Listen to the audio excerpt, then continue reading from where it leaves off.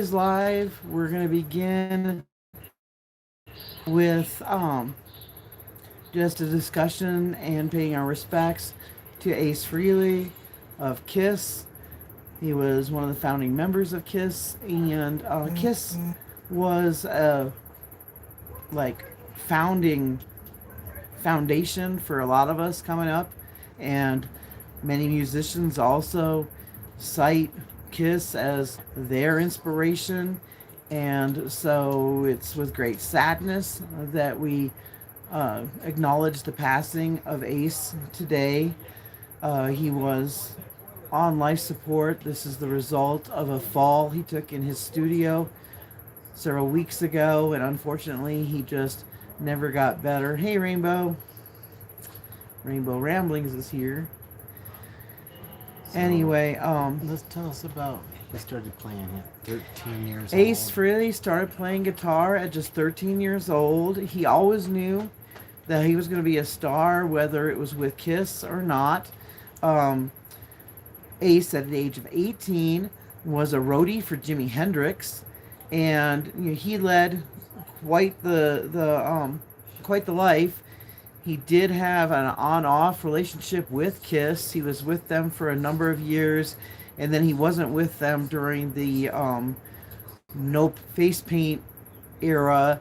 He was with Frehley's Comet, and he also had some other projects.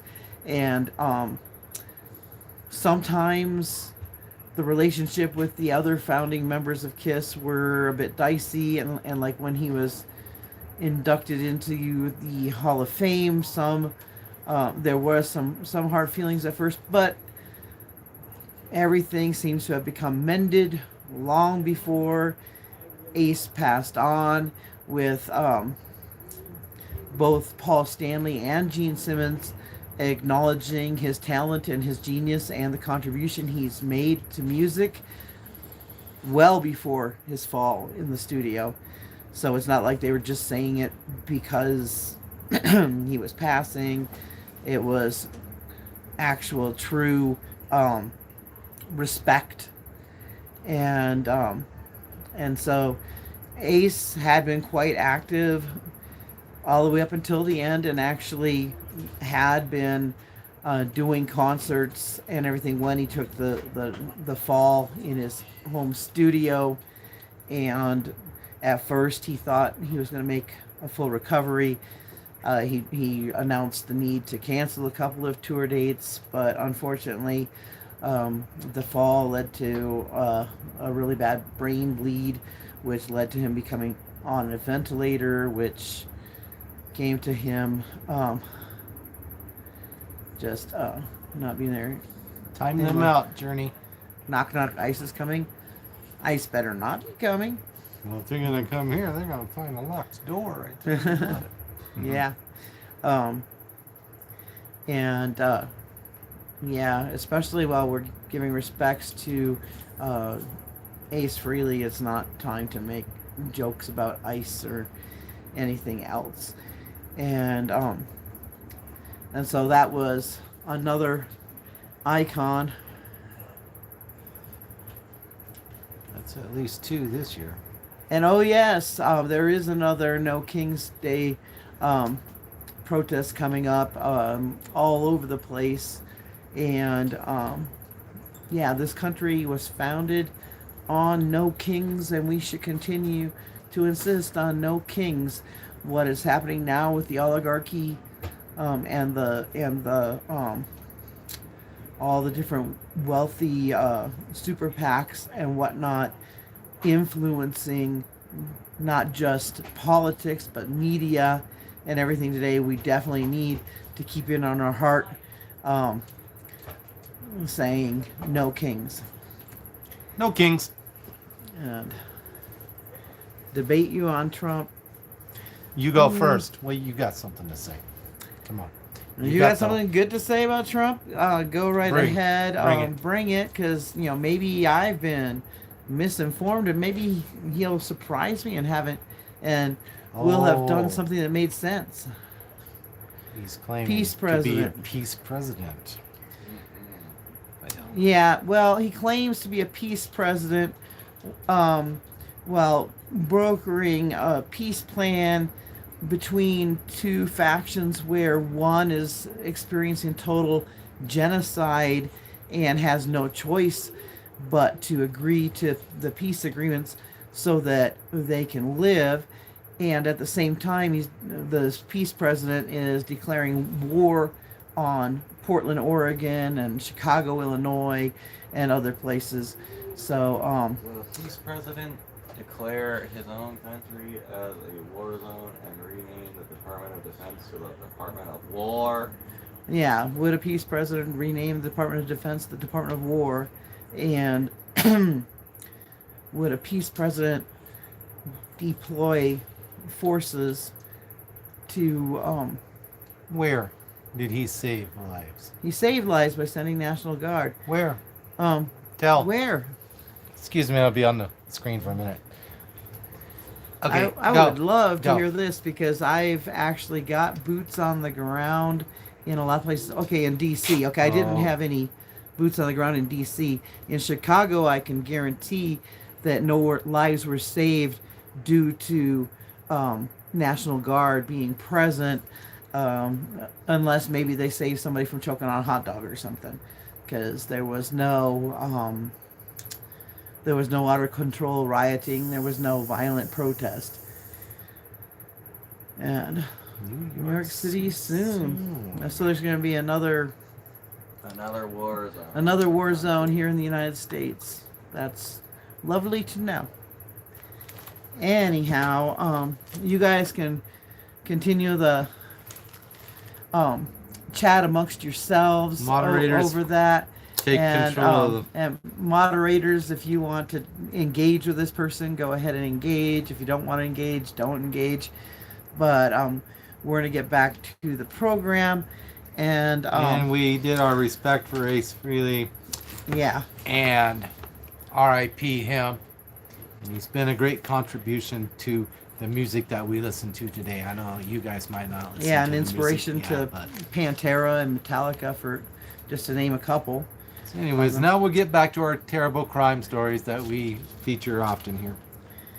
So I think the next one will be one that we've covered a while, and there was an update to that case, and that is with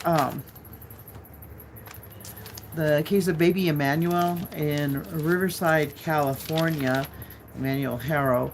And Jake Harrow, baby Emmanuel's father, has entered guilty pleas today in court. He's pleading guilty to second-degree unaliving of baby Emmanuel. He's pleading guilty to assault causing great bodily harm to a child. And he's also pled guilty to filing a false report. And when they originally filed the reports saying that baby Emmanuel had been kidnapped. Did you bring Perry tonight? And I don't know where I put my Perry the Platypus to cough into, but I'm trying not to cough on you guys. I don't have a microphone on me at the moment. Anyway, yeah, Jake Harrow pled guilty, and his sentencing will be on November 3rd. And we should note that this is not a plea deal. He has not gotten any kind of deal. He does not know what is going to happen to him when he does get sentenced. I don't know what the max is, but I hope he does get the max, because you will recall this is not the first time he has done this. No, he's been a bad human for a while. He horribly damaged his own infant daughter, leaving her permanently disabled, unable to care for herself, bedridden, etc., and then didn't learn anything from that whatsoever, and goes on and ends up taking the life of his own 7-month-old infant. A 7-month-old baby, you guys. And Rebecca is the wife and mother in this case, and they have offered her a different amended complaint to sign. She looked at the amended complaint and chose to plead not guilty to the amended complaint. So on November 3rd, that hasn't been made public to us yet what the amended complaint against her is, but we'll know more about that on November 3rd, because on November 3rd, the day that Jake gets his sentencing, Rebecca will be receiving her preliminary hearing, the beginning of her preliminary hearing on those charges in the amended complaint. And at that time, of course, she could either choose to take a plea, or we will hear what is in this complaint against her. And I guarantee that whatever it is, it's not good, because she lived with Jake. They had this child together. The prosecution believes that this baby endured ongoing abuse and neglect, and that they believe that the harm that was inflicted on this child built up until the point where this baby, 7 months old, lost his life. And Rebecca never left Jake, never sought help for the baby, and she also went along with Jake to where Rebecca went and said that some Hispanic person had attacked her. That's right. And stolen the baby from a mall parking lot. Big Five Parking lot. And so she made up this elaborate lie. Jake was nowhere near her when she made up this elaborate lie. So she definitely has a lot to answer for in the case of baby Emmanuel. I am heartened to know that there is justice coming for this baby, though, since Jake did plead guilty. And all the news reports were saying that Jake was crying when he pled guilty to all these charges. Really? You think he's got a heart now? And I don't know about that, because I know that he was crying crocodile tears when he was claiming his child had been kidnapped. Maybe he was just sober this time and he was shedding tears. Yeah, and maybe, but what I hope is I hope that those were real tears. I hope that he's being haunted by the guilt of what he did to his infant. And I hope he feels that every day of his life, what he's done, not only to his deceased baby boy, but to his permanently disabled daughter as well. Anyway, he's a real... Welcome, I'm not music. gonna say it. Welcome, Jake. And hello to the moderators and anybody else I missed. I'll catch you later. And so that, of course, was in Riverside, California, where the Harold Clayton case is taking place. And then we'll go to a feel-good story. We also have a pet story later on coming up. That's the feel-good story. But you know what? Instead of the feel, we'll wait for the feel-good story, and we'll go to the other pet story. We actually have two pet stories tonight. Well, the other one's not a pet per se. He's sort of a pet. Mm-hmm. And which one are you going to say? That one's emotional, so I'll wait. Let's do the emotional one later. I'll do the Marshall's shopping trip gone bad instead. In Pennsylvania, right? New Jersey. Oh, New Jersey. Close enough. But yeah, shopping trip gone horribly wrong, you guys. Have you ever been shopping and the person in front of you is just taking way too much time in the checkout and you're getting really frustrated? Well, this woman, Amber Thompson, got frustrated to the point of being a total and complete asshole, because she's in line behind this other woman, and she is thinking this other woman is taking way too long to do the checkout and everything. And so then Amber starts threatening her there in the line and saying, okay, when we get outside, we're gonna when we get outside, we're gonna take this to the floor. You're gonna get it. You've been wasting my time. You're a pain in the butt, etc., etc., etc. And then she, instead of just being a mouth, instead of just being a total bitch, this person becomes a total unhinged psychopathic bitch, and Total psycho. and she makes her purchases, which includes a set of kitchen knives. Didn't she have to go And back then- into the store to purchase those? That's what it sounded like at first, but then it sounds like that's what she was purchasing at the time. And then she comes out of the store following the woman who had been in line in front of her, and she's opening up her package of knives as she's chasing after the woman in the parking lot, and she pulls out a kitchen knife and she starts going after that woman just repeatedly. And so the woman is bleeding, and 911's called. That woman is rushed to the hospital. They are non-life-threatening injuries, so she's gonna be okay. Meanwhile, at that point, the cops go try to find the assailant, who, like I said, is 25-year-old Amber Thompson from Newark, New Jersey.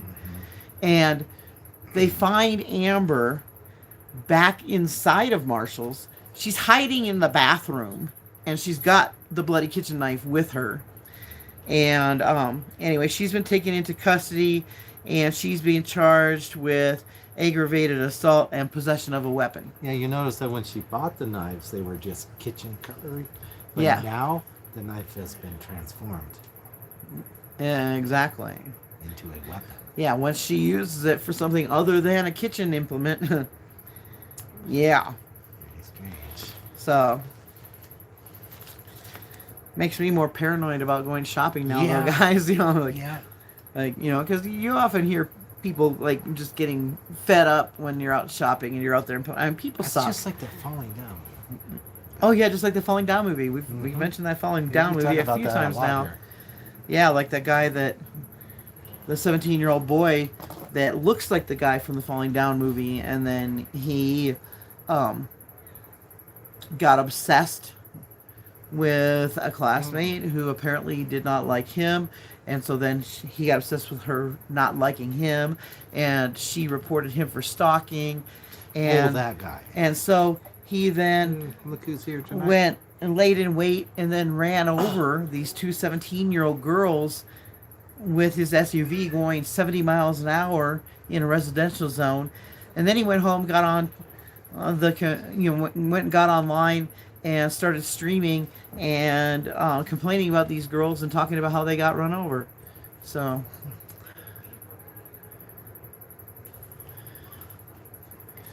Boy.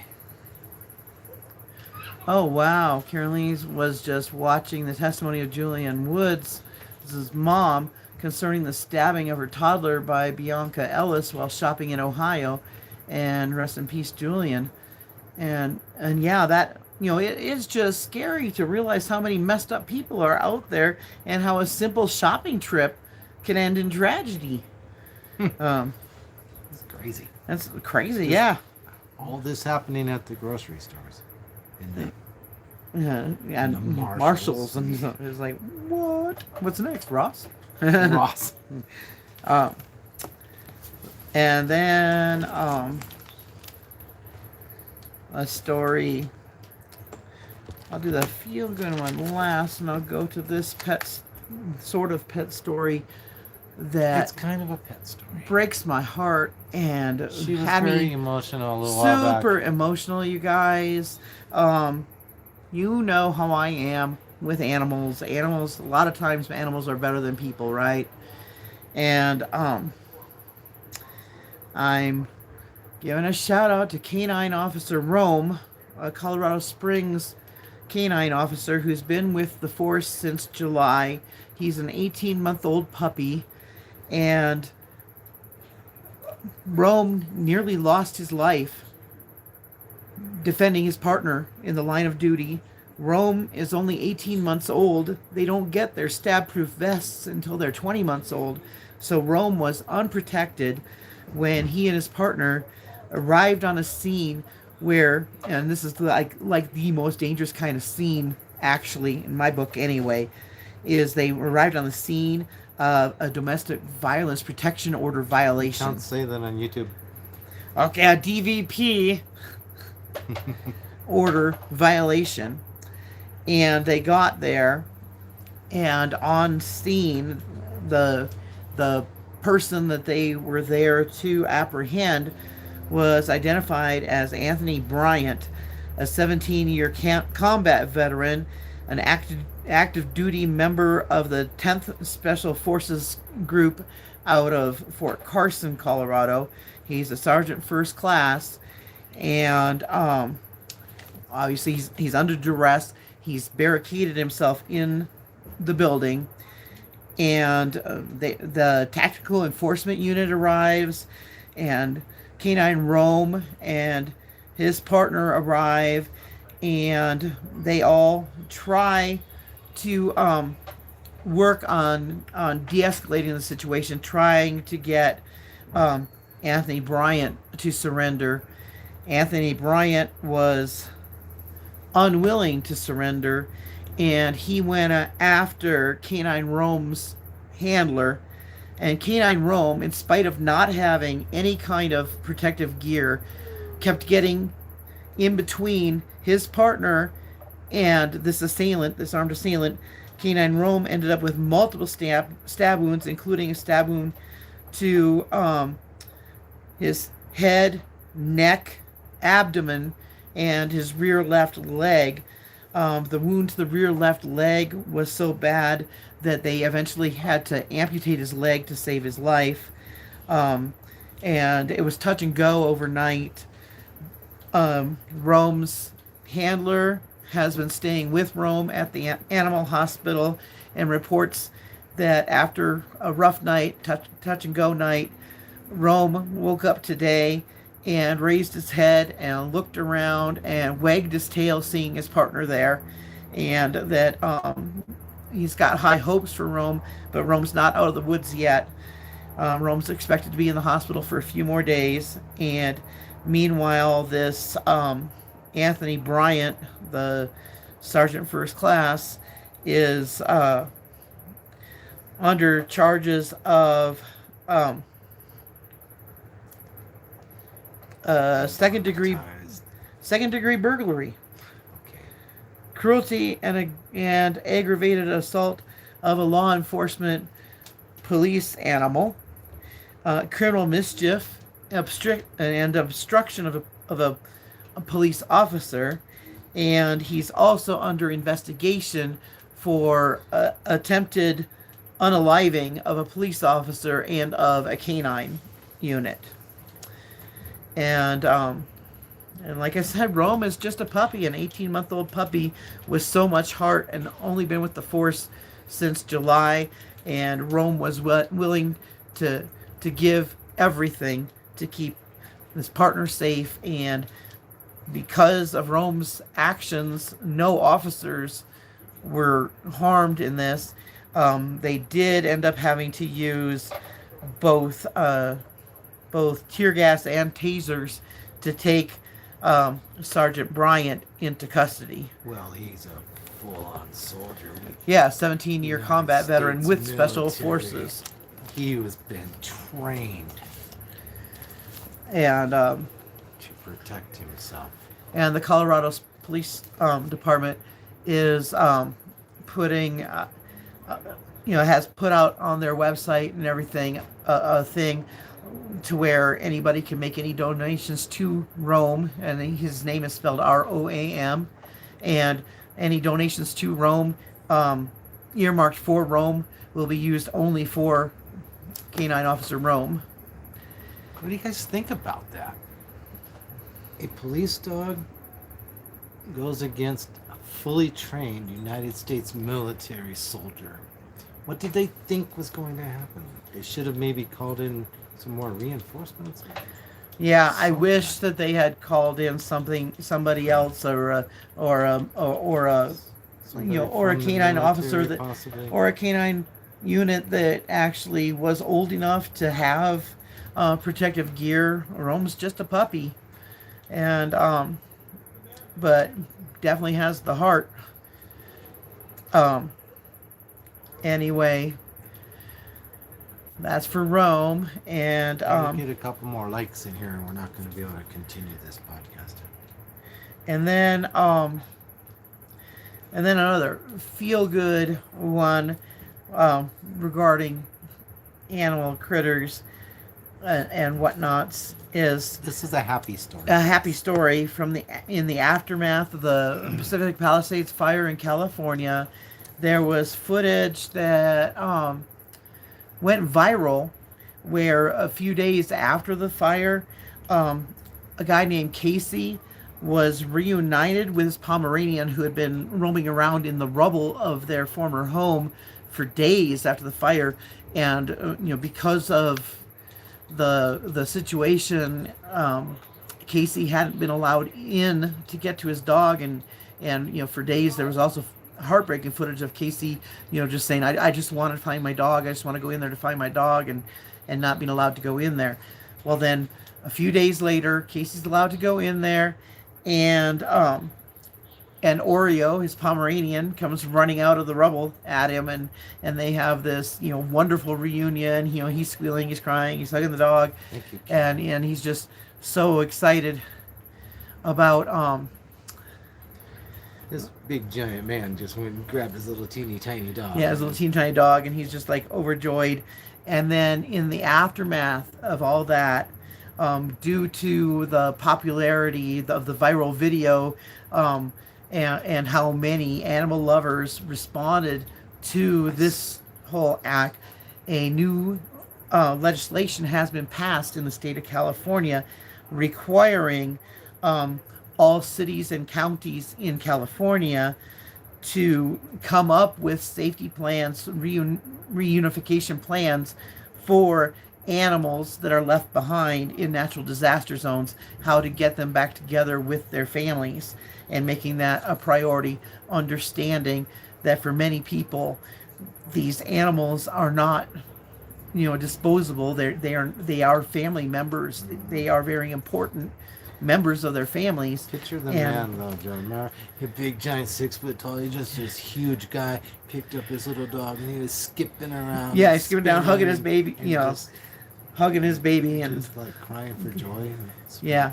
pretty good story, man. We don't get to cover very many of those on this channel, so that's always a welcome change.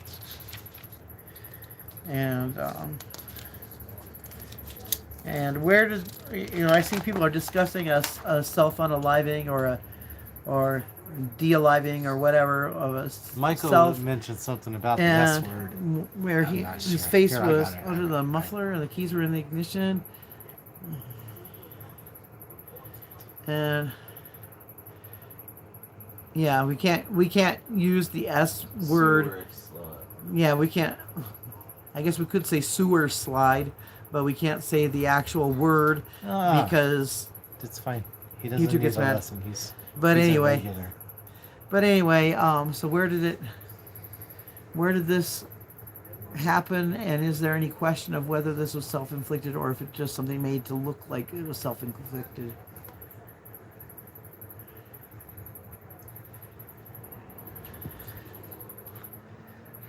Yeah, even though I said this before, we talk about terrible things, but you can't say that S word. But yeah, there's certain things that they don't let us say, and it's just like We've been doing this okay. for many years. We know what those words are. Yeah, and a lot of times they're actually words that need to be talked about, so it's a little bit difficult to try to figure out a way to discuss these things in order to get awareness out there, but also not get kicked off the tubes by the algorithm, the things that be, etc. Hey, remember we used to use that phrase 10-4? Yeah, Remember that? 10-4. Hey, Michael, did you ever use a CB by any chance? It is difficult. Yeah, it is very difficult to follow the rules of the words and all that kind of thing. Yeah, the big channels get to say whatever they want, and the little channels Well, don't. they don't need to get paid. Yeah, or they get deals, they have sponsors, they have, different things, or just because of their sheer popularity, YouTube will say, oh, there, don't do What the that. heck? That's going to be hidden as well, Michael. I don't know. With me? Didn't it- Oh, yeah, a CB, big buddy. Yeah, we used to run CBs while Dude, talking to the big Let guys. me tell you how Um, big my radio was. Oh, you wouldn't even understand. Yeah, I because bet you would though. Huge radio, actually.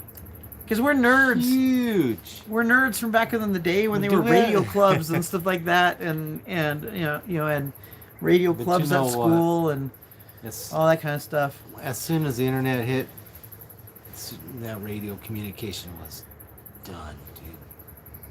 Am I right? Yeah. Yeah, it's a bummer too because while cell phones do reach out and touch everybody, there isn't the fun of the randomness or catching Skip and being able to talk to other Who's Skip and what did he countries do? and number stations. Yeah, the times are changing, and it was just really cool when all that stuff was stuff that everybody got to get into and We had a number station. yeah, we If had you a- want to call it that.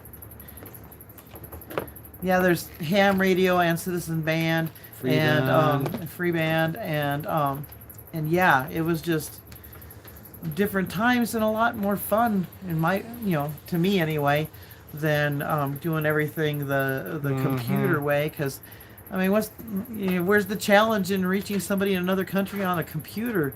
The challenge is having your radio send and receive and reach people on the other Speaking side of of the telephone booths, remember some of the, especially in Kingman, Arizona, at the truck stop, right where, that Devin world. Devin Williams. Williams went and disappeared, and the truck stops back then would just have a whole giant row of telephone booths, fully enclosed in glass, and there'd be guys sitting in there with stacks and stacks of quarters and coins. Yeah. Just And that's another thing that is crazy is how the mm-hmm. the kids these days, they don't get to have the enjoyment or even the etiquette of because now they get a plastic card that's got all their credits on it for playing their video games and stuff, and Excuse me. whatever happened to the days. Remember how you used to be able to communicate by somebody is playing, whether it was pinball or a video game, and then you go and put your quarter on there too, so showing that you're next. Yeah, and pool tables were the same. Yeah. They probably still run on it. And How cool it you just way different business, and just the physicalness of the having the coins and seeing the coins and that was really something too, because you would know how good somebody was if you happened to watch somebody else that was playing a game, as you knew how much money they had put in. And instead of them just putting a card in there and getting to play as much as they want, you don't know how much money they stuck in that machine. Watching them go and say, "Wow, how long can this person go on a quarter?" and stuff like that. And it was just, Well, slot machines were the same way too, just until recently. Slot machines in Nevada. oh They yeah, used to spit out oh yeah, buckets and buckets and buckets of dollars and coins and Space Invaders. Yeah, I like Space Invaders. And Missile he's Command. calling you a space invader. I'm a Space Invader. I guess I could. Do we be. have any more true crime to talk But, about? but I'm gonna cut this one short. Blue Ridge Public Radio was a lifesaver during Hurricane Helene in Western North Carolina too. Yeah, and and that's something that never ends. Is that in times of disaster, the people with their ham radios and stuff, they are still lifesavers. And I just wonder how many other people that used to be on the Citizen Band, how many of them might still have their gear, if not in their vehicles, like somewhere where they could go and pull those out in case of disaster and be able to communicate. Because what are you going to do if you don't have a way to charge your phone? Well, then you won't have a way to turn your radio Oh, yes, you will. on. Well, some of us will. And or your cell service is out because the cell server's down or whatever. Well, guess what? The airwaves still work. It's gone to a lot of family radio service now. Everybody talks on these little teeny tiny radios that just fit in your pocket. You talk on FM. It's really quiet. Oh yeah, yeah, and Karen Lee mentions the crank radios. Remember those? Oh, dude, that's like Vietnam era. Hey, but well, maybe that's what era they were from. But I remember that my family always had those. Because we lived in places where there were storms and stuff. So we had stuff like that, and wind up. I shouldn't be doing that with my hands. No, don't. I'm gonna hide my hands now, guys. I stopped myself. I realized I was doing weird things. I was mimicking crank. I was actually just cranking up a battery operated light. 6-7. Okay, but Right. yeah, we had 6-7. yeah 6-7. But we had the hand crank lights and the hand crank radios and stuff, and just that was 1970 something when they had that technology. yeah, and and what's really funny is that I actually used to look forward to storms because then Look at the comment everybody you be got hanging out together. from Crank Karen. it, yeah. No, you don't do that no more. And tell us. Have you heard of Joseph Callinger? No. This was him in an interview with a serial killer. Yes, I do. What do you feel like doing? Killing people. You still feel like killing people? Yes.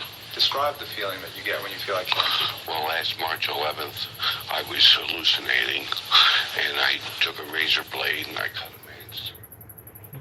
Young man. I'm gonna have to find out what that was. Our son is fighting the craziest stuff all the time, He's and a true crime kid. and also I think it was in yesterday's podcast when people mentioned that the singer D'Angelo had passed, and that was due to Yes, cancer. family friendly. Let's And get then- back on topic. And then Thank you, mods. my son showed me that another way that I would have recognized this guy was through video games, because his music appeared in Red Dead. So Hamid.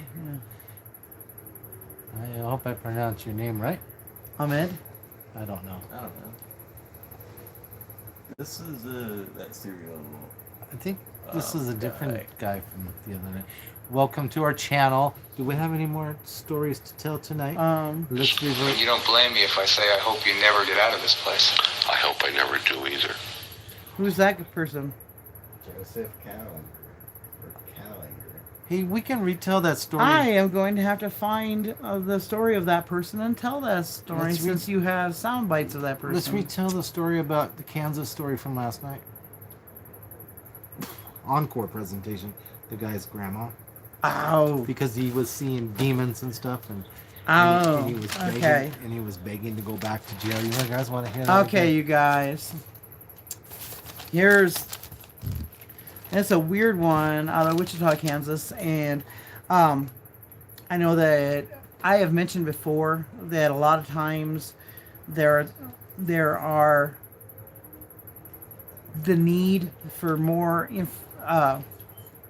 education and information regarding mental illness, and the fact that I think that families need to be better informed as well, because sometimes families understand that a family member is mentally ill, but do not understand but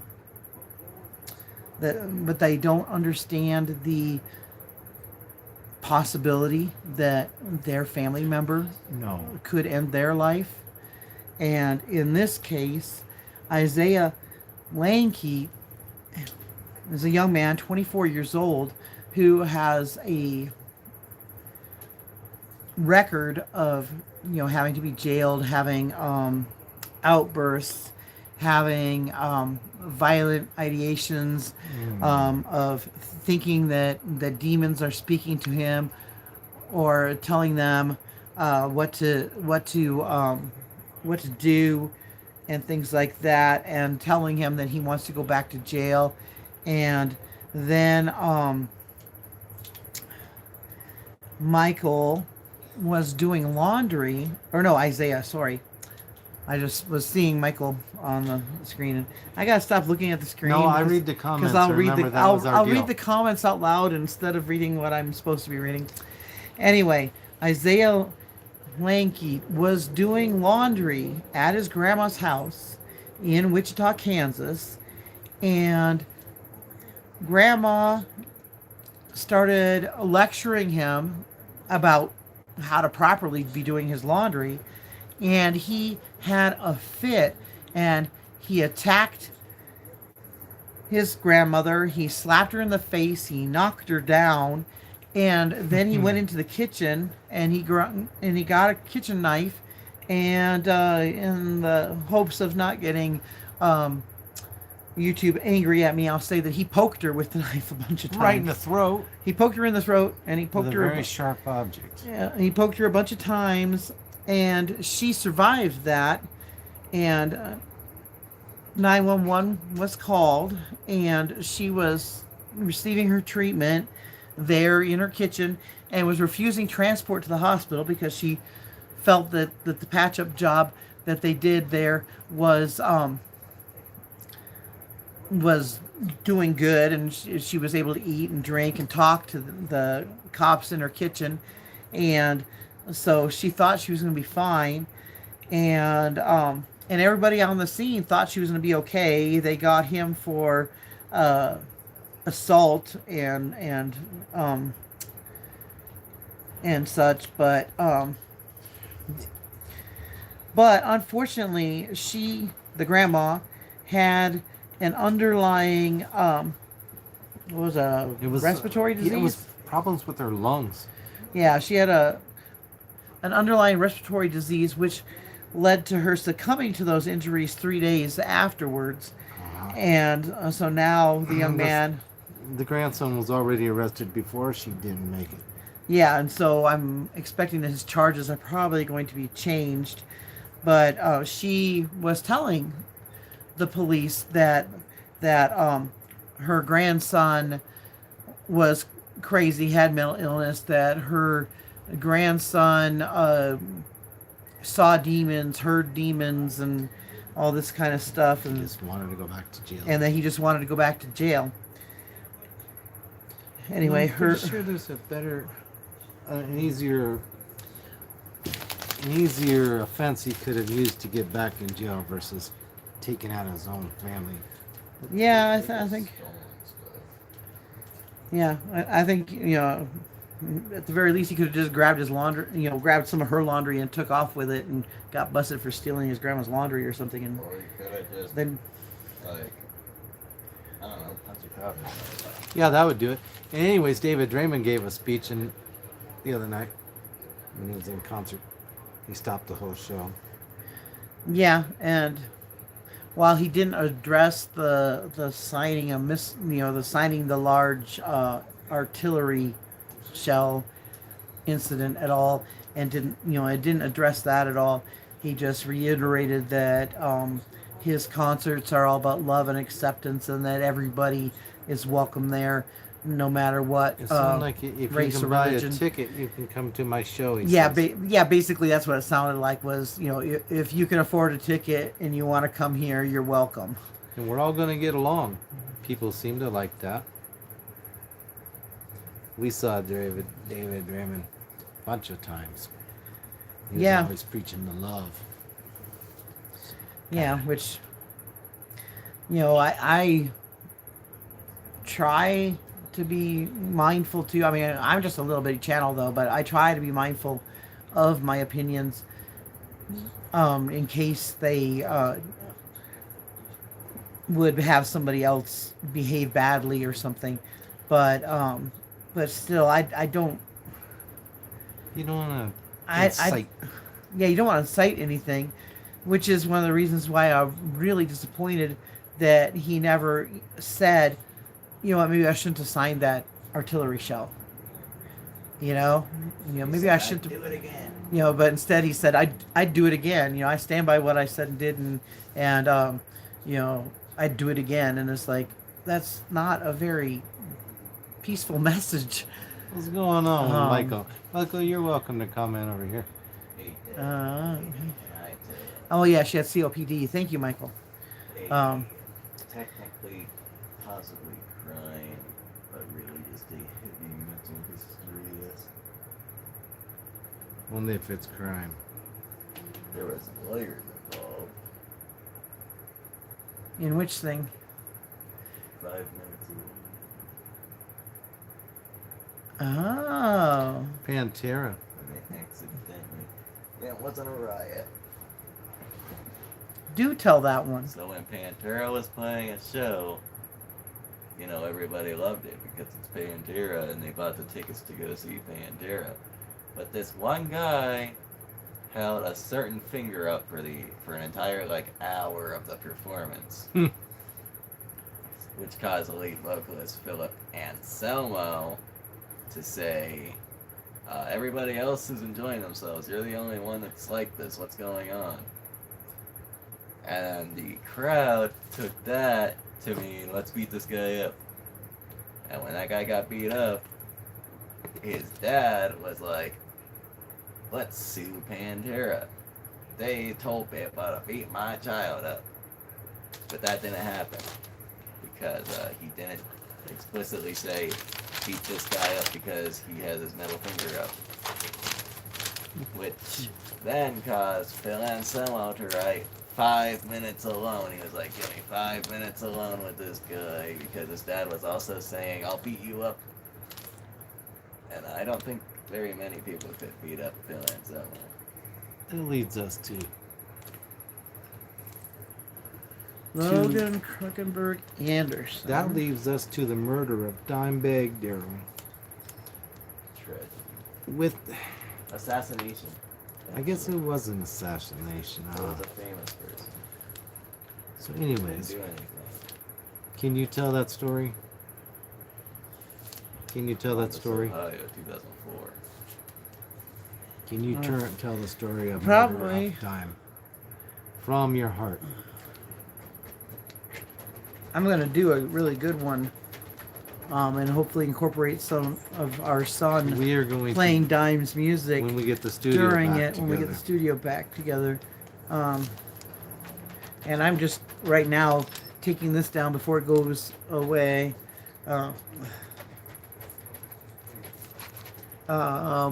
What state was the trial moved Wisconsin. to? The comments aren't scrolling again. Oh, out of Wisconsin.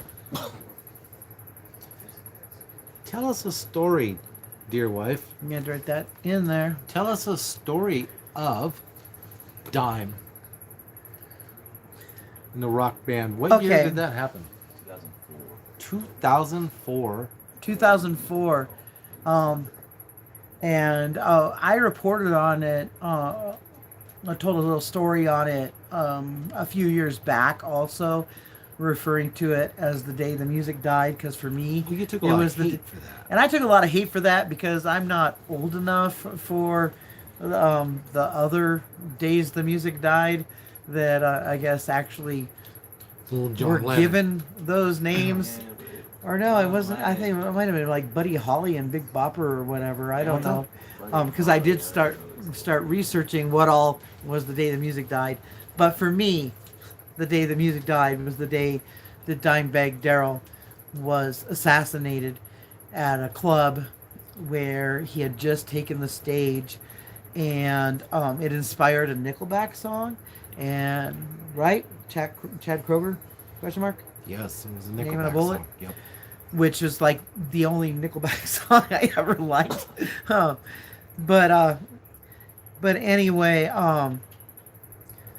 horrific deal. There was this deranged fan of Pantera's who felt that Pantera breaking up was he felt that it was the Abbott brothers' fault, or specifically Dime's fault.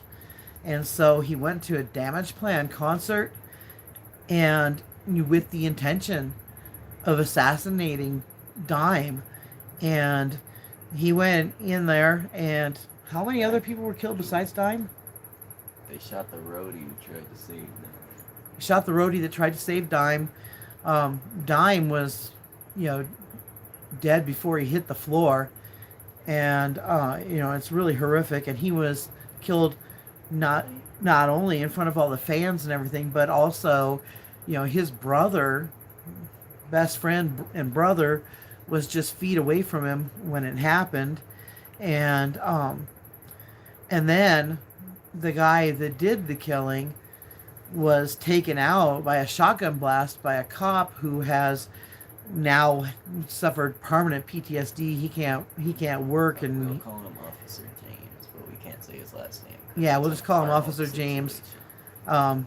And he just he's been wrecked by it because He didn't want to do it. he didn't want to take But somebody's then life. he turned the weapon to a bystander. But yeah, the gunman pointed the weapon at a bystander, so the officer had to take the shot. And yes, you can imagine that close range with a shotgun. Also, the officer was a metal enjoyer. Still is. He was what? He was a metal fan. So, anyways, Okay. instant karma for that Yeah, guy. huge- At metal shows. Yeah, he was a huge metal fan, the cop. Still And, is. and still Instant is. karma for that guy. The guy that had the pew pew that day did not survive. Oh wow, Steve Fisher is taking over the investigation, because I reported, like, I think it was yesterday, that I had heard that the owner of the mansion that David was renting, while his manager was renting it for him to stay in there in Hollywood Hills, and it's the place where Celeste had spent time with David, and where Celeste, and this is a 14-year-old child, ended up deceased in the front trunk of David's car, his Tesla. And now it appears that SF Investigates may be the one that is going to be doing the private investigation for the... Oh, he did confirm it. All right. Okay, I really respect this guy, by the way, folks. SF Investigates, Steve, I really respect this guy, and he's the one that the homeowner has hired Give him an to conduct a private investigation into investigates.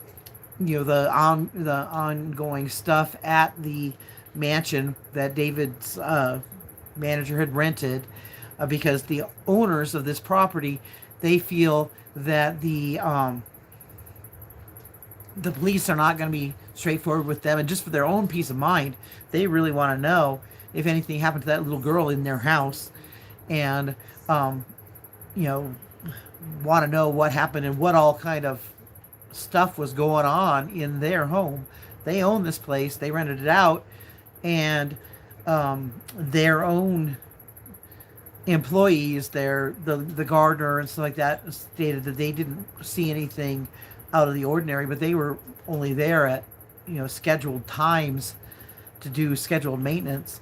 And the police didn't really tell the homeowners what all they did in the home. The homeowners say that they didn't see any permanent damage from the police getting whatever evidence they got out of the home, but they want to know what happened. I know we're in all their home. anxiously awaiting. And now that I know that it's Steve, that's really good, because now I know for sure that nothing is going to get released that might need to be kept quiet until after arrests and things like that. I know that Steve knows how to work with the police, how to be discreet, and how to make sure that how to maintain integrity of the investigation while also getting the answers. So this is gonna be good. Celeste Rivas. What's her name? Celeste Rivas Hernandez is the 14-year-old girl. She turned 15 the day before her remains were found. Obviously, she she lost her life before she turned 15, though. She was in a state of decomposition that would indicate that it had been more than one day that she had been deceased. We will be keeping an eye on that and bring it to you as new players develop. It's going to be there's definitely going to be a whole lot of more players coming into the light soon. For We sure. are in the goal to hit 10,000 subscribers. You guys do your part and hit that like button and subscribe and stick around. And, give us a chance. And then I was covering it yesterday. What do you guys think? Is P. Diddy going to be able to, we're not even discussing his request to do time at Fort Dix. Yesterday we were discussing what all the conditions of his parole once he's released are going to be. It's like after he gets out, he's going to have to spend 5 years basically being a goody two-shoes. He's going to have to spend 5 years not breaking any laws or ordinances for, federal, city, all the way down to municipal rules. He can't let his dog poop and not pick it up or anything like that. I mean, he's got to do everything.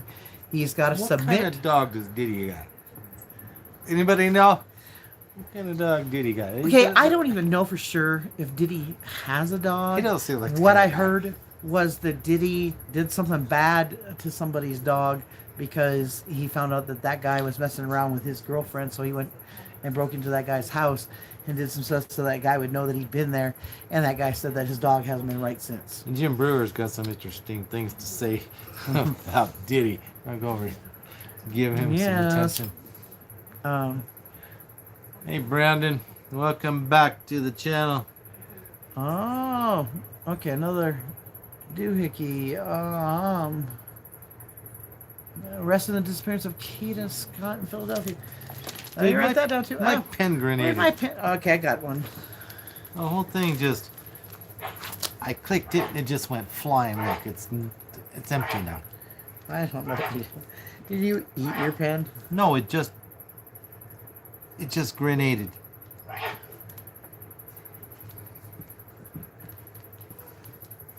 I still can't see these comments, even though we're so much closer.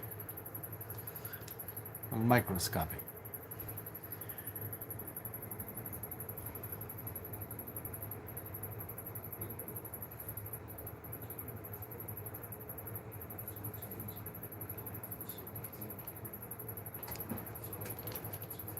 Doot. Bum, bum. House arrest for Diddy. Mm-hmm. I think he'd like that. I think he's going to not like a lot of things that are about to change for him.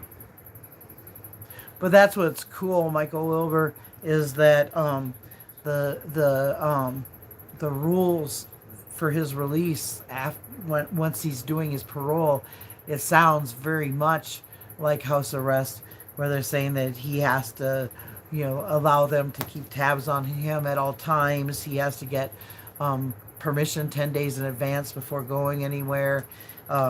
He has to inform them of who all is going to be at his house, and he has to allow parole and probation personnel in his house without warning any time of day or night, and that he has to make himself available for search and seizure at any time, and that anyone that lives with him or is in his house at a time that they show up are going to have to be subjected to the same thing.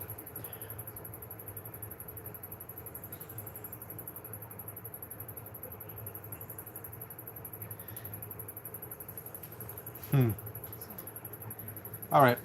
Tell us the story. Well, that's a funny one. I think the only thing he would not like about prison is that actually I don't know what he wouldn't like about that. Yeah, exactly. They told him Diddy's pretty freaky. They told him he has to go get a job. Yeah, another As unless he gets condition. written permission from the parole agent, like perhaps due to his age or something, that he can get permission to not be employed. But that's interesting, and that he also has to Uh,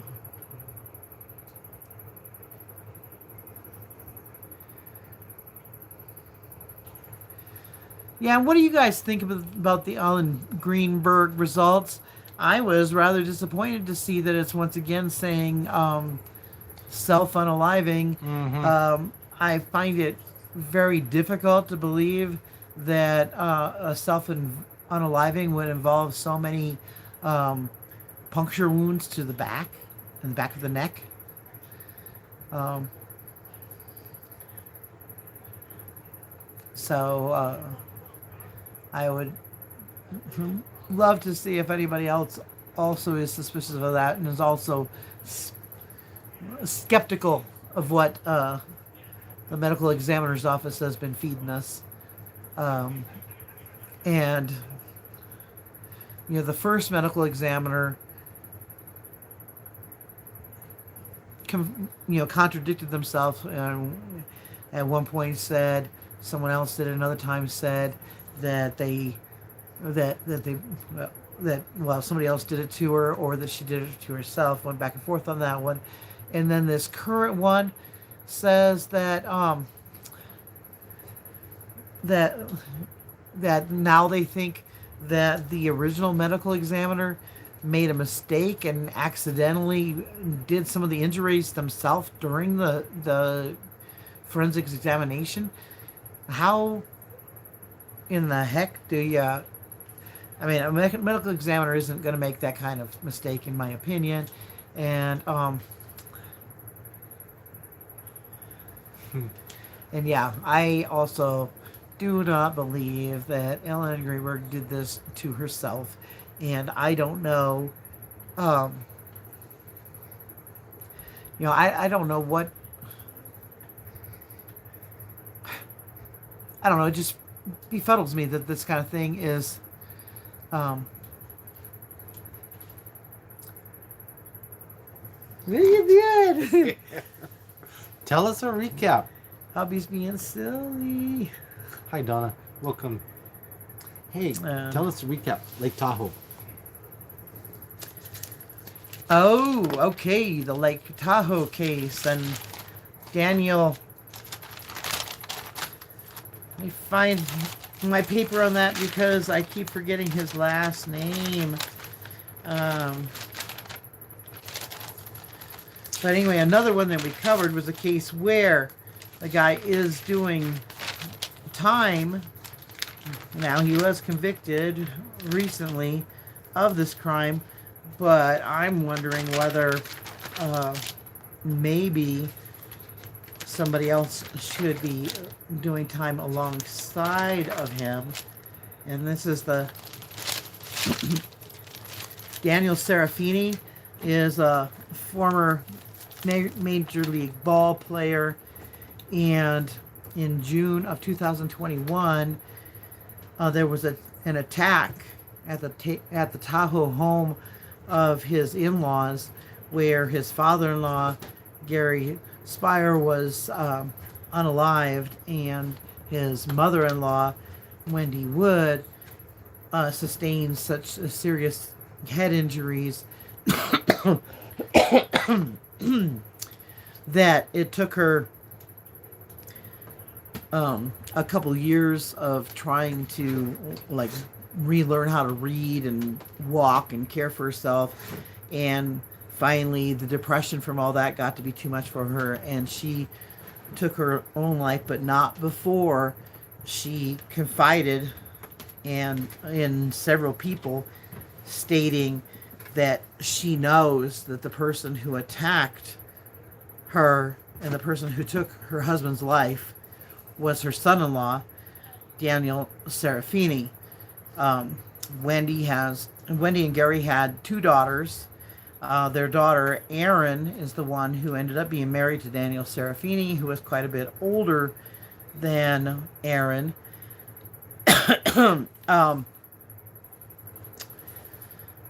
She met Daniel when he was 31 years old in 2006, because Daniel's then wife had hired Erin to train their family horses.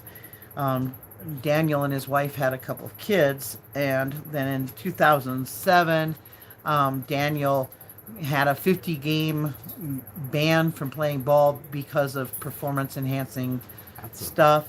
So, penalty. so then he went to go play ball in Japan for a few years, and then 2010 came around, and he was in the midst of divorce, and he decided that he really wanted to see that fine young woman that had been training the family horses. You know, she was 19 and he was 31 back then. So at this point, that many years later, she's got to be early 20s, and so he got the word out through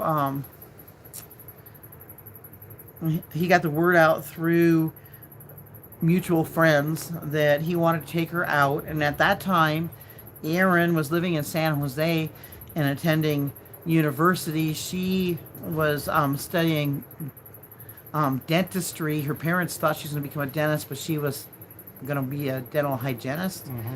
But anyway, parents were, paying the whole deal. And Daniel offered to fly her up to Reno where he lived, or out to Reno where he lived, and take her out to dinner and everything. And so he wooed her.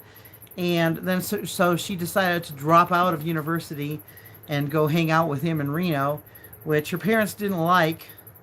And they really didn't like Daniel for a number of reasons. And the parents, being as wealthy as they were also afraid that Daniel was, after their daughter for the money.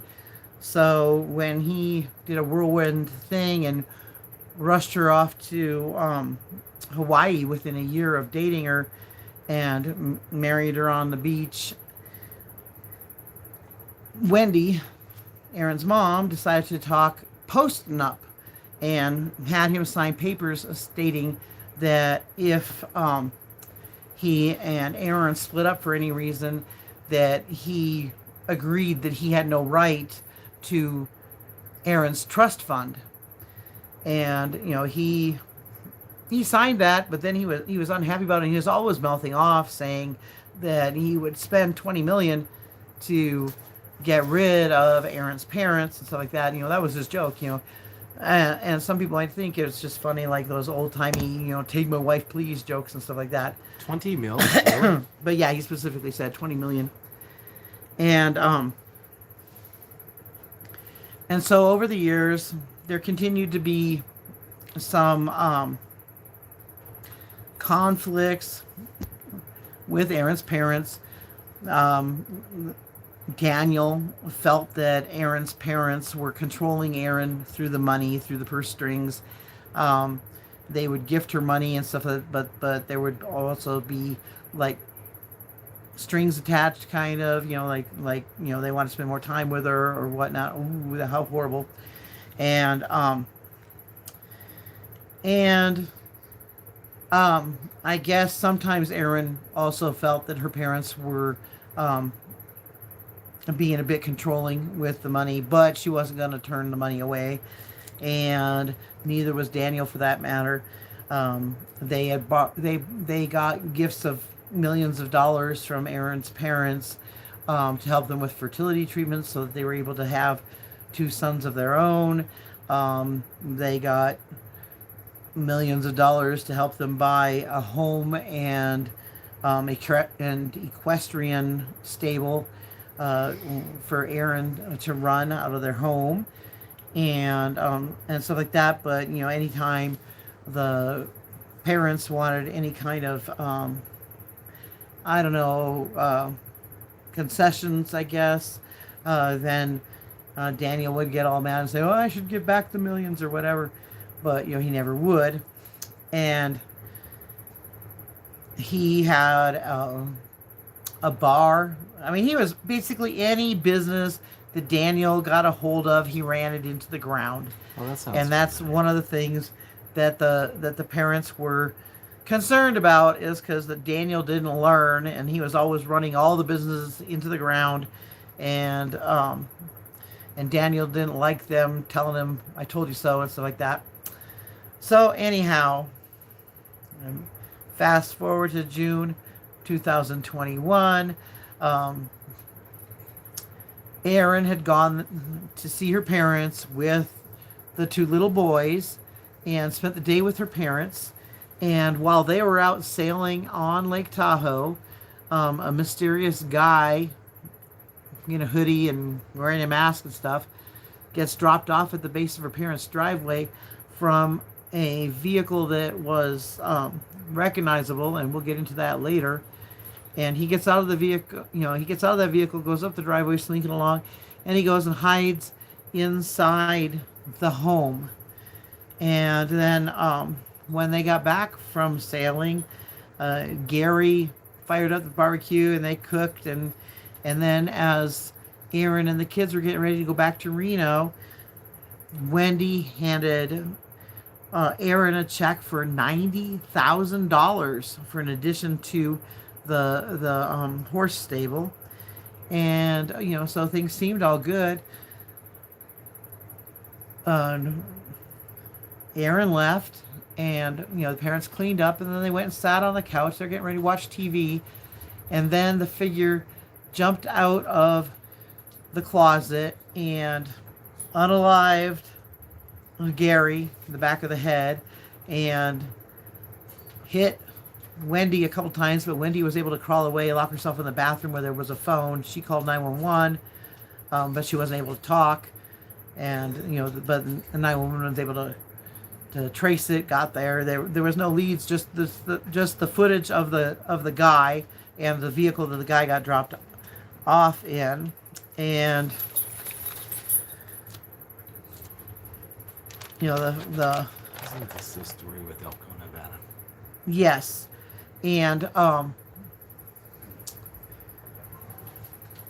Daniel had been living just outside of Elko, Nevada, in a trailer home for work, because he was working with the mine while Erin was staying at his and her home with their kids. And she didn't expect Daniel to be around. She thought he was going to be in Elko the whole time. Meanwhile, she and Daniel have a good friend named, is her name Samantha? Yeah, named Samantha Scott. She's been a family friend of theirs for a while. She became Erin's friend first. She babysits their kids. She's a nanny, and all this. Samantha Scott went and got a hotel room at the Red Lion Inn in Elko, Nevada, not too far from where Daniel was staying.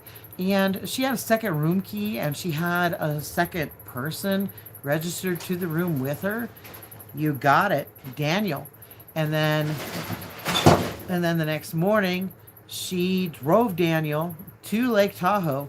Daniel had his phone turned off the whole time, so he was not traceable. But Samantha did not turn her phone off. And so their path from the Red Lion all the way to South Lake Tahoe to the parents' home was all recorded. And of course, Samantha's vehicle is the one that was seen dropping Daniel off. And she waited in the area for 5 hours. Left the neighborhood a couple times to go use the restroom, stuff like that. But she was there. She picked Daniel up.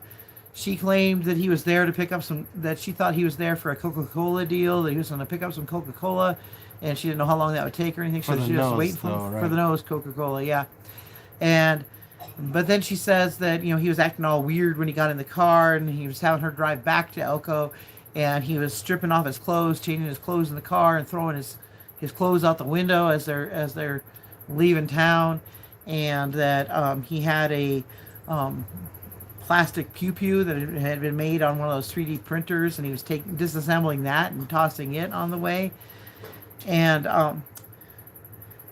none of this came out immediately, though. It didn't come out immediately. It was like, first there was the year after when Wendy had been injured that the other daughter gave a press conference, and because the case seemed to be stalled, but the footage of the masked man was out there, so she's re-released the photos and stuff, and offered a $150,000 reward for information leading to the arrest of this man. And for some reason, Aaron and Daniel didn't show up to that press conference. So then, the following year, Wendy, before she takes her own life, tells everybody, including both daughters, that she's sure that Daniel is the one that's behind this. And police look into it as well, and that's when they figure out about the Red Lion Inn and about Samantha. And then they question Samantha, and Samantha claims that at that time she and Daniel were still just good friends, and they were just hanging out at the Red Lion Inn, and that she wasn't having an affair with him yet, but that it was like 6 months afterwards that she started having an affair with him, and she's in love with him, and so she doesn't want to testify against him or anything, but because they've got her, she'll testify against him for her just to be an accessory after the fact or something like that. And so she agrees to testify against him. Meanwhile, his wife, Erin, goes to bat for him all through the whole trial. She's aware of she's been made aware of the affair and everything. And she's like, well, yeah, he's done this and he's done that, but there's no way he did this to my parents. There's no way that's him on that footage. That's not him. And even though, that's Samantha's car, and Samantha says she dropped him off, and those are the clothes that he was wearing at the Red Lion, and then those are the clothes that he's wearing going into the house, and then, Aaron's still saying, no, there's no way it's him. But a jury saw through that. He was convicted, and Samantha, got her, got her deal also. But I'm just wondering, what do you think about Erin? Do you think that she's just some idiot wife that doesn't want to believe what her husband did? Or do you think that she was a bit more knowledgeable in this, and that maybe she should have been facing charges as well? Just curious. And the way it was proven that it was Daniel on the footage is only through the testimony of Samantha and through piecing the footage together with the fact that it was the same clothing that he was wearing when he got into her car at the Red Lion, that it was him at the Red Lion, and that Samantha said that was who she dropped off in the driveway, that's who she picked up from the driveway, and that it was him. So yeah, that's another good question, because if that wasn't Daniel, who the heck was it? Dylan Rounds is another one out of Elko, Nevada. Remember? Yeah. And there was another story out in Elko, Nevada about a little girl. Remember the little girl that took her and found out in the desert? I thought it was in Wendover. Oh! You're talking about the one from... Or was it in Wendover? Maybe, yeah. Yeah, Wendover's further to the east. It was in Wendover, wasn't it? Yeah. My bad. High school girl. Yeah. We didn't cover that one, did we? I don't think so. Maybe we should. Here, I got it. What are And you looking for here? I saw some other cases brought up, and I wanted to see. Okay, Dylan Rounds. Put that in there because we'll Dylan. talk about him later. And then we've got... Oh, and then Mimi. Yes. Torres Garcia. Yeah, we did Mimi. We did that one yesterday. And yeah, wasn't it? they said thank you for that. Mhm. Sunshine Sunny Stewart. In Crawford Pond, near Union, Maine.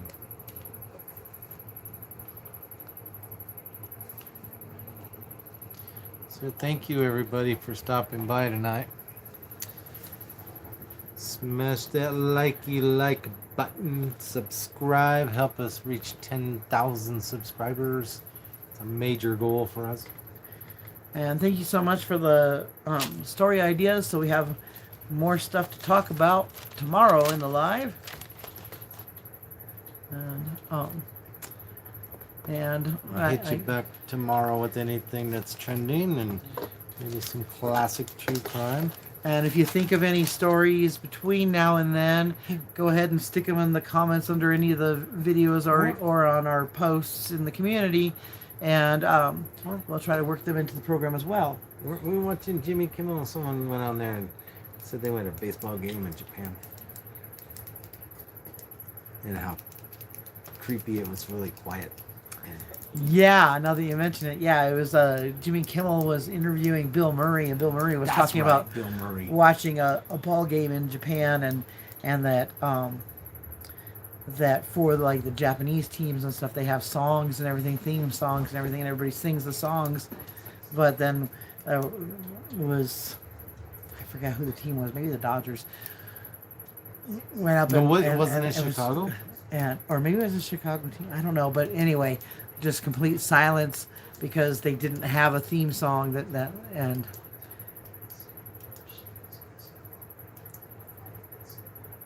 Trevor from GTA 5 is who that?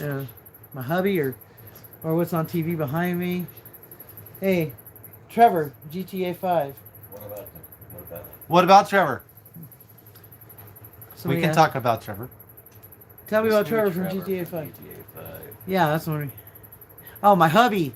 Oh. Not really. My son says not really. I don't remember which one Trevor is. Trevor is a crazy old bisexual. A crazy old bisexual man? Oh, is the one that you have to give a ride on your motorcycle? Oh. And what else? Or was that somebody else? GTA 5 story. Oh, the storyline? Okay.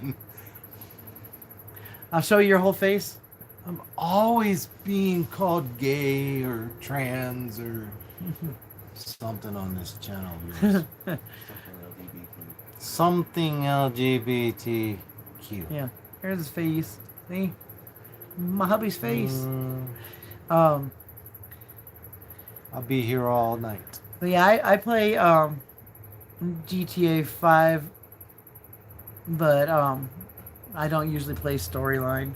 So I like doing the free-for-all and all that stuff. Running around, being crazy. Oh, I saw that about Lauren on Hidden True Crime. Whoa! We should go back and review that and bring it to you tomorrow. Make note of that. I'll look into that too.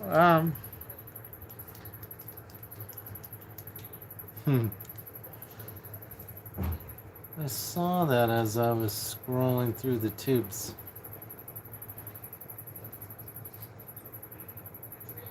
Don't have any details on that right now.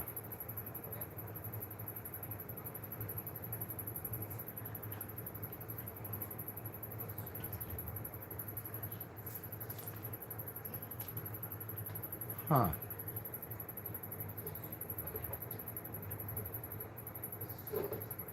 Did you read that? About Lauren? Huh. Thought it was a hidden true crime. I'll have to look into that too and get the whole story on that, get that going. Welcome to our channel. You guys can talk LGBTQ and any other letters that you wish on this channel. Just keep it G-rated, PG-13, whatever, family friendly. I'm sure the mods will cancel it out. Nah, I ain't mentally ill stuff. Video games? Or other stuff? I don't know. No, that's that guy that was talking about GTA 5. Oh, okay. I wonder what they said. Well, we're out of story, but let's go look. LG. G what? Oh, TV. I don't know, dude. LG TV. I Uh, had an LG TV once. yeah. Don't do that. I got this. I'm the moderator here. You're the talker. I'm the moderator.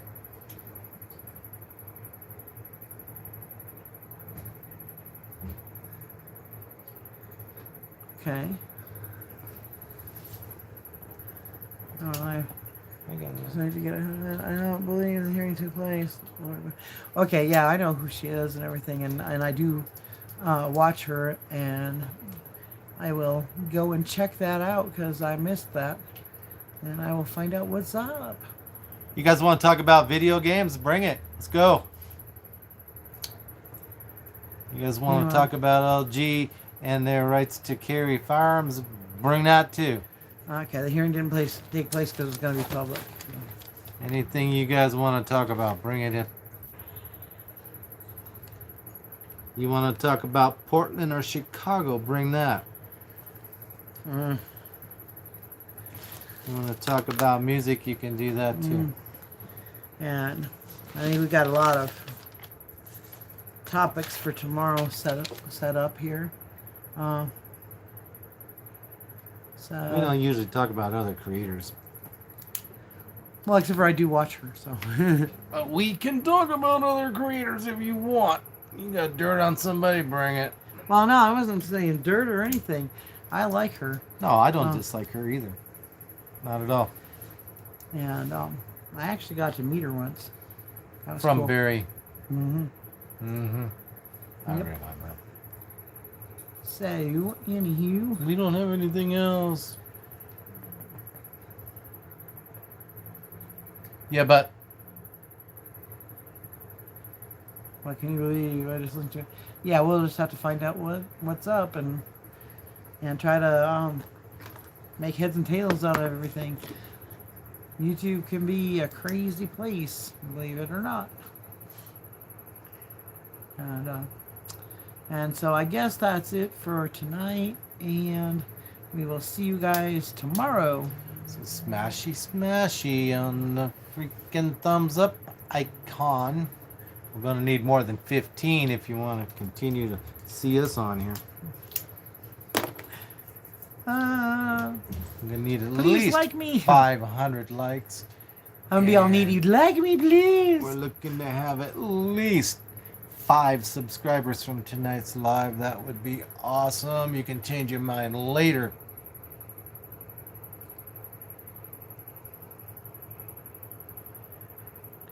Okay, Karen, let's go ahead and talk about that. Yeah, I'm saying where the judge gave permission to stream a case where you don't want people's locations to be publicized by mistake.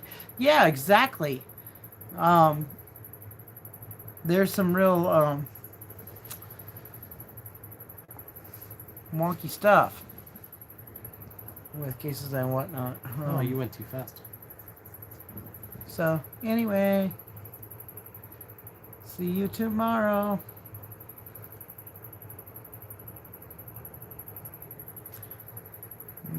Bye-bye. Like it, please. Can I push the button or are you going to push the button? My wife and I will be here tomorrow. Stop by, check us out, cuss us out, hate us, love us, Hey, just talk to us. disrespect hate us us. if you must. We're not afraid. We'll just be here. Okay, I'm not. It's not reading my finger. I don't exist.